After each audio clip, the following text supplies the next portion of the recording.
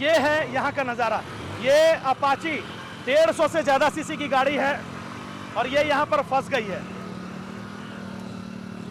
School के बच्चे जो हैं, स्कूल के बच्चे यही कीचड़ होने के बाद, इतना कीचड़ होने के बाद स्कूल के बच्चे रेलवे ट्रैक से होकर जाने का काम करते हैं और जब ट्रेन पीछे से हॉर्न मारती है तब वो अपने दाएं और बाएं ओर भागते हैं और दाएं और मतलब पूरी तरीके से अपने जान को जोखिम में डालकर यहाँ के लोग जो है ना गुजरने का काम करते हैं। एकदम। और मेरा भी जूता खराब हो गया। खैर, हम तो अपने एक दिन की बात कर रहे हैं। रोजाना जो यहाँ से गुजरते हैं, रोजाना जो यहाँ से गुजरते हैं, करीबन 2000, 3000, 2 से ज़्यादा हजार की आबादी है यहाँ पर। उनकी तस्वीर क्या होती होगी। हालांकि पीयूष चौधरी को हम बहुत बहुत दिल से धन्यवाद देना चाहेंगे। फिर से एक मुकम्मल और मजबूत कोशिश इनके द्वारा की गई है कि इनके तस्वीर को थोड़ा सा सुधार लिया जाए। तो ये बाइक से अभी जो हम आपको यहाँ पर सड़क पर भ्रमण करते नजर आ रहे हैं और हमारे साथ पीयूष चौधरी और रोहित सोनी जी मौजूद हैं।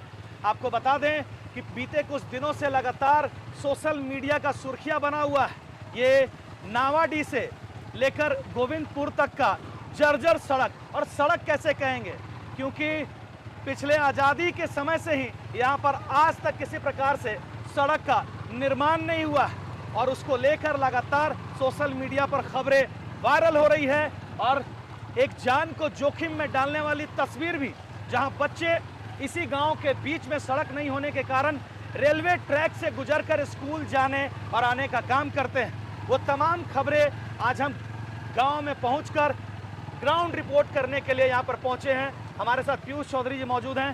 पीयूष जी, पहले तो आज हम लोग यहाँ पर पहुंचे हैं और आपको ये भी बता दें कि पीयूष चौधरी गिरिडीह सांसद चंद्र प्रकाश चौधरी के पुत्र और आजसू के युवा नेता हैं, जिनके पास इस जर्जर सड़क की समस्या ग्रामीणों के द्वारा पहुंची और यहाँ पर जान को जोखिम में डालकर जो बच्चे रेलवे ट्रैक पर पार करते हैं, तो उसके बाद इन्होंने इस मामले को संज्ञान में लिया और खुद अपने खर्च से अपने लोगों के साथ मिलकर श्रमदान करके सड़क बनवाने का काम कर रहे हैं। आप उस नज़ारे को भी देख सकते हैं कि जेसीबी के द्वारा यहाँ पर सड़क को कोड़कर सड़क का निर्माण पीयूष चौधरी जी के द्वारा कराया जा रहा है। पीयूष जी, पहले तो बहुत बहुत धन्यवाद और आभार पीयूष जी आपका कि आपने इस तरह की एक मुकम्मल और मजबूत कोशिश करने का काम किया। कैसे ये विचार आपके मन में आया? पूरे न्यूज़ लेंस की टीम को भी मेरा दिल से नमस्कार और आपको भी, क्योंकि इस स्टोरी को कवर करने के लिए आज आप लोग रामगढ़ से चल के यहाँ तक आए हैं। और ये जो लड़ाई हम लोग लड़ रहे हैं, ये कहीं ना कहीं रेलवे और ग्रामीण के बीच में और ये प्रशासन के, झारखंड सरकार के बीच में ये लड़ाई है। और ये जो सूचना मुझे ग्रामीणों के द्वारा मिला, मैं यहाँ पे पहुँचा और मैंने देखा कि भाई यहाँ पे मेरी गाड़ी तक नहीं आ सकती है। यहाँ के लोग रोज़ आना जाना कैसे करते होंगे और अगर थोड़ी बारिश पड़ जाए तो इस सड़क की हालत क्या होगी, ये आप लोग जानते हैं। खैर, ये एक विषय है। और इसके साथ साथ में जो रेलवे लाइन चल रहा है, ये रेलवे लाइन इतना बिजी है कि रांची से अगर दिल्ली के लिए कोई ट्रेन निकलती है तो वो भी इसी रेलवे ट्रैक का यूज़ करती है। अगर यहाँ से रेक से कोई कोयला जाता है कहीं भी तो यही रेलवे ट्रैक यूज़ करता है। पिछले आधा घंटा 1 घंटा में करीब 4 ट्रेन पार हो चुका है यहाँ से जी। और स्कूल के बच्चे जो हैं, स्कूल के बच्चे यही कीचड़ होने के बाद, इतना कीचड़ होने के बाद स्कूल के बच्चे रेलवे ट्रैक से होकर जाने का काम करते हैं और जब ट्रेन पीछे से हॉर्न मारती है तब वो अपने दाएं और बाएं ओर भागते हैं और दाएं ओर मतलब पूरी तरीके से अपने जान को जोखिम में डालकर यहाँ के लोग जो है ना गुजरने का काम करते हैं। एकदम। और पीयूष जी, नावाडी से लेके गोविंदपुर प्रखंड के बीच में ये कितना किलोमीटर का एरिया है? ये करीब 2.5 से 3 किलोमीटर का एरिया है और ये जो सड़क है, ये सड़क 7 गांव इस्तेमाल करता है। आप समझिए कि लगभग 3 बूथ से ज़्यादा यहाँ पर है। और कौन कौन से गांव पड़ते हैं इस बीच? यहाँ पे सोंडिमरा, जारा, गोविंदपुर, आवराडी और भी अन्य मसरी बेड़ा, घाघरा जारा, संबलपुर, ये सारे गांव यहाँ ये रास्ता यूज़ करते हैं। और आप समझिए कि कुछ जो घर है पटरी के उस पार भी है। आप समझिए अगर ये रोड का भी निर्माण अगर किसी तरह हो जाता है तो उस पटरी के उस पार रहने वाले लोगों का उपाय कैसे होगा, ये भी एक बहुत बड़ा सोचने का विषय है। गांव की आबादी क्या है? इस गांव की आबादी मतलब जो मैं सोनडिमरा जारा की बात करूंगा, करीब 55 से 60 घर यहाँ के लोगों ने बताया कि यहाँ पर हैं। और आप 55 से 60 घर में समझिए, नहीं भी तो 300 350 लोग होने चाहिए। अच्छा, यहाँ की आबादी 350 के करीब। ये मैं एक गांव की बात कर रहा हूँ, जिस गांव को हम लोग अभी पार कर रहे गांव हैं। है तो मतलब यहाँ पर हजारों की आबादी हो गई। हजारों की आबादी होगी। 3 बूथ तो मैं अपने उंगली में आपको गिना रहा हूँ, और एक बूथ में नहीं भी तो 1200 का पोलिंग तो होता है। आप 1200 ये जो लोगों का ढलान पोलिंग वाली होता है। कच्ची सड़क को आप देख रहे हैं, ये पिछले आज़ादी के समय से इसी प्रकार से दुर्दशा वाली स्थिति को बयां कर रही है। और अभी कुछ दिन पहले पीयूष चौधरी को इस तरह के इस मामले को संज्ञान में मिला तो उन्होंने सड़क पर मोरम डालने का काम किया, जेसीबी से सड़क को कटवाने का काम किया है। हालांकि पीयूष जी, आपको क्या लगता है कि ये इस तरीके से मोरम डलवा देना और इस तरीके से जेसीबी से कटिंग करवा देने से क्या इसका स्थायी समाधान हो जाएगा? देखिए, ये स्थायी समाधान नहीं है, ये अगले 2 महीने का समाधान है। अगर बहुत ज़ोर से बारिश हुई तो ये तब तक का भी समाधान नहीं है। हालांकि लोगों का भावना समझना और लोगों के बीच रहना, ये मेरा मेन उद्देश्य है, क्योंकि समाज के साथ रह के मैंने ठाना है कि आगे चल के समाज के साथ रहकर ही मुझे काम करना है। नहीं लगता पीयूष जी आपको कि एक बहुत महत्वपूर्ण यहाँ पर कोष की ज़रूरत है और एक स्पेशल फंड जब तक नहीं आएगा तब तक आप अपने से जितना कोशिश कर रहे हैं, तो इसके लिए क्या लगता है कि आगे का रूपरेखा क्या होना चाहिए और कैसे ये सड़क का कंप्लीट निदान हो पाएगा और इन लोग जो आज़ादी के समय से दंश झेल रहे हैं उससे निजात इनको मिल पाएगा? देखिए, बात ये स्पेशल फंड का नहीं है, बात यहाँ अलॉटमेंट का है। जब तक रेलवे अलॉटमेंट यहाँ पर नहीं देगी, आप समझिए कि यहाँ पे कोई भी काम नहीं हो सकता है।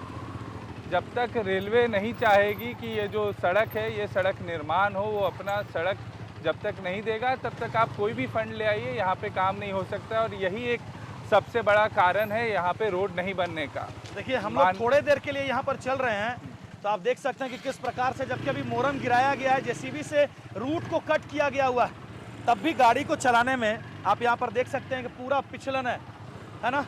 तो यहाँ के जो लोग रहने वाले हैं, जिनको रोजाना यहाँ से आवागमन करना पड़ता है, वो कैसे बद से बदतर वाली हालात से गुजरने को मजबूर है। शासन बदलता है, प्रशासन बदलता है, लेकिन नहीं बदलती है। शासन बदल जाते हैं, प्रशासन बदल जाते हैं, लेकिन नहीं बदलती तो बद से बदतर हालात में जीने वाले गांव के जनता की तस्वीर, और ये वही तस्वीर को बयां कर रहा है। आप यहाँ के जर्जर सड़क के नज़ारे को, कांदों के नज़ारे को आप देख सकते हैं। गाड़ी यहाँ पर निकलना एकदम मुश्किल सा हो गया। आप उतरिए पीछे, 2 आदमी तो इस गाड़ी से जाना भी मुश्किल है। आप देख सकते हैं कि यहाँ पर गाड़ी पास होना बड़ा ही मुश्किल है। ये है यहाँ का नज़ारा। ये अपाची 150 से ज़्यादा सीसी की गाड़ी है और ये यहाँ पर फंस गई है और मेरा भी जूता खराब हो गया। खैर, हम तो अपने एक दिन की बात कर रहे हैं। रोजाना जो यहाँ से गुजरते हैं करीबन 2000 3000 2 से ज़्यादा हजार की आबादी है यहाँ पर, उनकी तस्वीर क्या होती होगी। हालांकि पीयूष चौधरी को हम बहुत बहुत दिल से धन्यवाद देना चाहेंगे। फिर से एक मुकम्मल और मजबूत कोशिश इनके द्वारा की गई है कि इनके तस्वीर को थोड़ा सा सुधार लिया जाए, क्योंकि ये जो मोरम मिट्टी और जो जेसीबी से रोड कटिंग किया जा रहा है, ये अस्थायी समाधान नहीं है। इसके अस्थायी समाधान के लिए पीयूष जी भी जानते हैं कि एक स्पेशल फंड की जरूरत है ना पीयूष जी? एकदम। इसके लिए क्या कुछ आप हमेशा संघर्ष करते रहे हैं, चाहे सदर अस्पताल की बात हो या विभिन्न जन मुद्दों की बात हो, आप लगातार आंदोलन करते आए हैं। और आपके पिताजी की बात करें, आज 22 साल से जनता के प्रतिनिधित्व कर रहे हैं। आपकी मम्मी को भी यहाँ पर मौका मिला। आप वैसे राजनीति परिवार से हैं और आज खुद आप यूथ होकर फील्ड में उतरे हुए हैं। कैसे इनको निजात दिलाने के लिए अगला कदम क्या होगा आपका पीयूष बाबू? देखिए, एक सोशल मीडिया फाइट के तौर जो नए दौर का एक ट्रेंड चला हुआ है, सोशल मीडिया के तरफ से हमने रेलवे को टैग करके एक्स पे लिखा और उसका रिप्लाई भी आया, जिसके रिप्लाई के तहत एक्शन भी हुआ। स्कूल में जाके सीआरपीएफ के कुछ जवान और रेलवे के अधिकारी जाके बच्चों को ये भी समझाने का काम किए कि अगली बार से रेलवे प्लेटफॉर्म का यूज़ ना करे, तो ये जो सड़क का जो निर्माण किया गया है इसको यूज़ करे।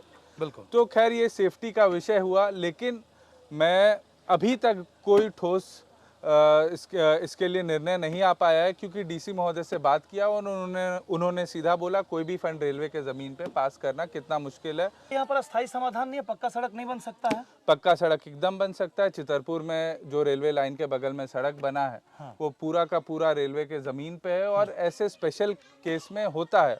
और जितने भी लोग मुझे सुन रहे हैं या सरकार के कोई भी आदमी मुझे सुन रहे हैं, केंद्र सरकार के रेलवे डिपार्टमेंट के जितने भी आदमी मुझे सुन रहे हैं, आज मैं आप लोग से हाथ जोड़ के विनती करूंगा, क्योंकि ये जो सड़क है ये सड़क बनना चाहिए। और आज बहुत बड़ी घनी आबादी इस सड़क से जुड़ी है और इस सड़क से उनका रोजगार से लेकर हर रोजमर्रा का काम भी उनसे जुड़ा हुआ है।